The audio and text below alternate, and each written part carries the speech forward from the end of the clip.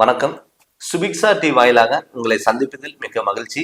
ஜெகதீஸ்வரனின் அன்பு நேயர்களுக்கு என் அன்பான வணக்கம். நம்ம இந்த காணொலியில என்ன பார்க்க போறோம் பாத்தீங்கன்னா, ஜனவரி மாதம் துலாம் ராசி பலன்கள் நம்ம பார்க்க போறோங்க. இந்த துலாம் ராசிக்கு இந்த ஜனவரி மாதம் என்ன மாற்றங்கள் வரப்போகுது, வருஷத்தின் முதல் மாதமான இந்த ஜனவரி மாதம் 2025 இருந்து நம்மளுடைய வாழ்க்கை மாறப்போகுதா, இந்த ஜனவரி மாதத்துல நம்ம நினைச்சதெல்லாம் நடக்க போகுதா அப்படின்னு எதிர்பார்த்துட்டு இருந்த துலாம் ராசி அன்பர்களுக்கு இப்ப இந்த மாதத்துல என்னென்ன மாற்றங்கள் வரப்போகுது அப்படின்னு சொல்லி நம்ம பார்க்க போறோம். பொதுவே துலாம் ராசி பொறுத்தளவுல சுக்கிரனோட அதிபதி.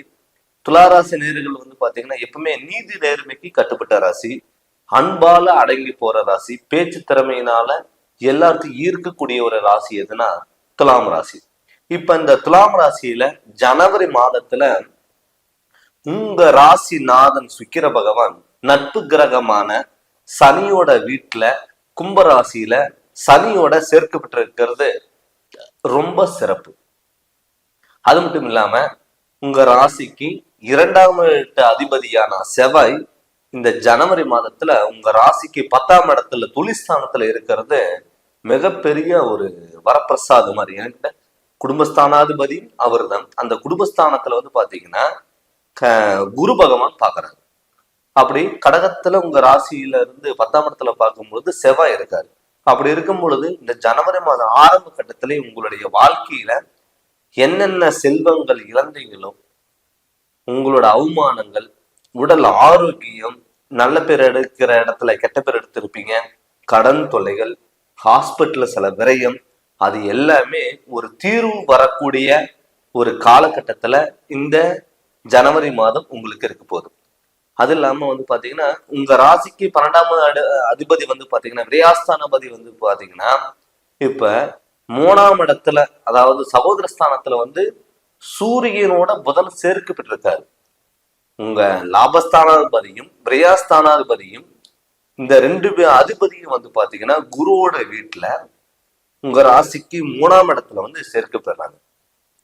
அப்ப சேர்க்கு பெரும் பொழுது நமக்கு பாத்தீங்கன்னா பிரச்சனைகளை அது ஜெயிக்கக்கூடிய ஒரு சவாலான நிலை இந்த துலா ராசிக்காரங்களுக்கு இருக்கும். ஓப்பனா சொல்லப்போனா உங்களைய சூழ்ந்து நிறைய சொந்த பந்தங்கள் இருப்பாங்க. மத்தவங்க சொல்லுவாங்க, உங்களுக்கு என்னப்பா எல்லா சப்போர்ட் உங்களுக்கு இருக்கு அப்படின்னு நம்மளை உசிப்பேத்தி விடுவாங்க. நமக்கு ஏதாவது ஒரு பிரச்சனை வந்தா, நமக்கு ஏதாவது ஒரு அமௌண்ட் தேவைப்படும் பொழுது நமக்கு சார்ந்து இருக்கிறவங்க நமக்கு கொடுப்பாங்க அப்படின்னு சொல்லி மத்தவங்க சொல்லுவாங்க.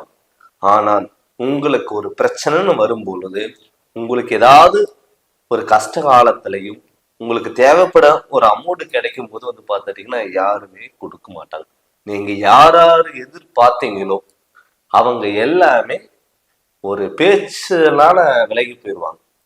கீழே விழுந்தீங்கன்னா நீங்க தான் எந்திரிச்சாகும். ஆனா அதனாலதான் சொன்னது, ஒரு தைரியம், தன்னம்பிக்கை, துணிச்சல் மிக்க ராசி எதுனா இந்த துலா ராசி. போராட்ட குணங்கள் கொண்ட ராசியும் கூட. நல்லதோ கெட்டதா எதா இருந்தாலும் கடைசி வரைக்கும் நான் போராடுவேன் அப்படிங்கிறது ஒரு தன்னம்பிக்கை மிக்க ராசிங்கிறது துலாம் ராசி.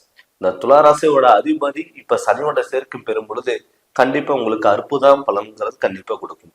அது இல்லாம பூர்வீக சம்பந்தப்பட்ட பிரச்சனைகள் எல்லாமே உங்களை விட்டு விலகும். நிறைய பேர் பாத்துட்டீங்கன்னா சொந்த வீட்டுக்கு இருக்க முடியாம, வாடகை வீட்டுக்கு போக முடியாம, சொந்த ஊர்லயும் இருக்க முடியாம, ஒரு சுச்சுவேஷன்லையும் ஒரு குழப்பத்திலையும்ங்கிறது இருந்துட்டே தான் இருப்பீங்க. மற்றவங்களுக்கு ஒரு பிரச்சனைனா நீங்க முன்னாடி போய் நின்று சரி பண்ணுவீங்க. அதே உங்களுக்கு ஒரு பிரச்சனை வரும்போது உங்களால அது சரி பண்ண முடியாது. அப்படி இருக்குமா, இப்படி இருக்குமா, அது மாதிரி இருக்குமா, இது மாதிரி இருக்குமா அப்படிங்கிறது ஒரு கண்ணோட்டமாவே உங்களுக்கு இருந்திருக்கும். அது இல்லாம ரோகஸ்தானத்துல பாத்தீங்கன்னா 6ஆம் இடத்துல ராகு பகவான் இருக்காரு. அந்த 6ஆம் இடத்துல ராகு பகவான் இருக்கும் பொழுது உங்களையும் ஆசைகள் காமிச்சு மோசம் பண்ணக்கூடிய ஒரு வாய்ப்புகளை கூட அமையும். நிறைய பேர் பாத்துட்டீங்கன்னா நம்ம எதிர்பார்க்காத டயத்துல நமக்கு அமையும். ஆனா அது கடைசி டயத்துல பாத்துட்டீங்கன்னா உங்களை கிட்ட இருந்து அது விலகி போறதுக்காகவே பார்க்கும். அது இல்லாம 12 விரயாஸ்தானத்துல பாத்தீங்கன்னா கேது பகவான் இருக்காரு. அந்த கேது பகவான் பாத்துட்டீங்கன்னா நீங்க கையில ஏதாவது பணம் வச்சிருந்தீங்கன்னா அது உடனே ஏதாவது வகையில விரயம் பண்ணிடணும். நீங்க அது கையில பணம் வச்சிருக்கும் பொழுது அது தேவையில்லாத விரயங்கள் வந்துடும். நம்ம வீட்டுக்கு ஏதாவது அமௌண்ட் வருது, ஒரு தொழில் பண்றோம், நமக்கு ஏதாவது லாபம் வரும் அப்படின்னு நீங்க எதிர்பார்த்துட்டு இருந்திருப்பீங்க. அந்த லாபம் வந்தா நம்ம இது மாதிரி எல்லாம் பண்ணலாம் அப்படின்னு சொல்லி நீங்க பிளான் பண்ணி வச்சிருந்தீங்கன்னா அந்த அந்த அமௌண்ட் நீங்க எதிர்பார்த்த அமௌண்ட் நீங்க வரும். ஆனா நீங்க பிளான் பண்ணி வச்சிருந்தீங்கல்ல, அது அப்படியே ஆப்போசிட்டா நடக்கும். அப்படிப்பட்ட ஒரு சுச்சுவேஷனுங்கிறது துலாம் ராசிக்கு இருக்கும். ஆனால் ஒரு தைரியத்தினாலையும் ஒரு தன்னம்பிக்கையினால ஒரு முன்னேறக்கூடிய ஒரு அமைப்பா இந்த துலா ராசிக்கு இருக்க போகுது. அது 3ஆம் இடத்துல வந்து பாத்தீங்கன்னா சூரிய பகவான் இருக்காரு.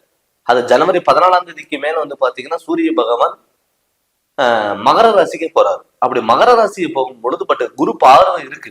பட் குரு பார்வை இருக்கும் பொழுது ஜனவரி மாதம் 14ஆம் தேதிக்கு மேல உங்களுடைய தந்த வகையில மட்டும் கொஞ்சம் உடல் ஆரோக்கியத்துல பாத்துக்கணும். பட் பெரிய பாதிப்புகளோ இல்ல பெரிய கண்டங்களும் வர்றதுக்கு வாய்ப்பு இல்லைங்க. பட் இருந்தாலுமே கூட குரு பார்வை இருக்கு. அந்த குரு பார்வை இருக்கும்போது நிதான பேச்சு கண்டிப்பா தேவை. யாருக்கு ஜாமீன் கையெழுத்தோ சப்போர்ட்டோ கொடுக்கல் வாங்கலோ நமக்கு எல்லாமே தெரியும் அப்படின்னு சொல்லிட்டு நீங்க போய் முன்னாடி போய் நிக்கிறதோ அது முடிஞ்ச அளவுக்கு நீங்க தவிர்த்துக்கோங்க. அது மட்டும் இல்லாம வந்து பாத்தீங்கன்னா இப்ப 8ஆம் இடத்துல உங்களுக்கு குரு இருக்காரு. அதாவது சுக்கிரனோட வீட்டுல குரு பகவான் இருக்காரு. அந்த 8ஆம் இடத்துல சுக்கிரனோட வீட்டுல குரு பகவான் இருக்கும் பொழுது கணவன் மனைவிக்குள்ள சில கருத்து வேறுபாடுகள் வரலாம். இதே ஒரு ஆணினோட ஜாதகத்துல 8ஆம் இடத்துல ராசியிலிருந்து என்னும் பொழுது 8ஆம் இடத்துல குரு பகவான் இருக்கும் பொழுது மனைவிமார்களுக்கு வந்து கொஞ்சம் உடல் உபாதைகள், கொஞ்சம் ஒரு மிஸ் அண்டர்ஸ்டாண்டிங், இது மாதிரி சூழ்நிலைகள் சில டயத்துல இருக்கலாம். அதனால கணவன் மனைவிக்குள்ள நீங்க வந்து கண்டிப்பா விட்டு கொடுத்துட்டு போறது ரொம்ப நல்லது. ஆனா 5ஆம் இடத்துல உங்க ராசிநாதன் வந்து இருக்கிறதுனால ஏதாவது சுப விரயங்கள் நீங்க பண்ணலாம். சுப விரயங்கள்னா என்னங்க சார்? மெயினா திருமணங்கிறது கைக்கூடி வரும். ஏன்னு கேட்டீங்கன்னா அது ஒரு துலா ராசி பொறுத்தளவு இப்ப சனி வந்து உங்க ராசிக்கு 5ஆம் இடத்துல இருக்கிறதும் விரையாதிபதியில வந்து கேது பகவான் இருக்கிறதும் இது வந்து பார்த்துட்டீங்கன்னா சுப விரயங்கள் நீங்க பண்ணும் பொழுது மெயினா ஹாஸ்பிட்டல்ல செலவு மெயினா விரயங்கிறது வருது. சார் ஹாஸ்பிட்டல் செலவுனா என்ன? யாராவது வீட்டுல நமக்கு உடம்பு சரியில்லாம போகல அப்படின்னா கூட வீட்டுல யாருக்காவது உடம்பு சரியில்லை போறது, நம்ம எதிர்பார்க்காத டயத்துல ஹாஸ்பிட்டல்ல செலவு விரயம் வர்றது, இது எல்லாமே வந்து விரயங்கள். அதனால நம்ம வந்து இந்த வகையில நம்ம செலவு பண்ணும் பொழுது அது நமக்கு வந்து சுப விரயமா மாறும். அதனால முடிஞ்ச அளவுக்கு ஏதோ ஒரு வகையில சுப விரயங்கள் நீங்க மாத்திக்கிறது ரொம்ப நல்லது. அது மாதிரி திருமணம் ஆகாதவங்களுக்கெல்லாம் கட்டாயம் திருமணங்கிறது கை கூடி வரும். நமக்கெல்லாம் நிறைய பேர் துளாராசி பொறுத்தளவு வந்து பாத்துட்டீங்கன்னா லவ் மேரேஜுக்கான வாய்ப்புகள் எல்லாம் அதிகமா இருக்கும். எல்லாமே ரசிக்கக்கூடிய தன்மை அவங்கக்கிட்ட அதிகமா இருக்கும்.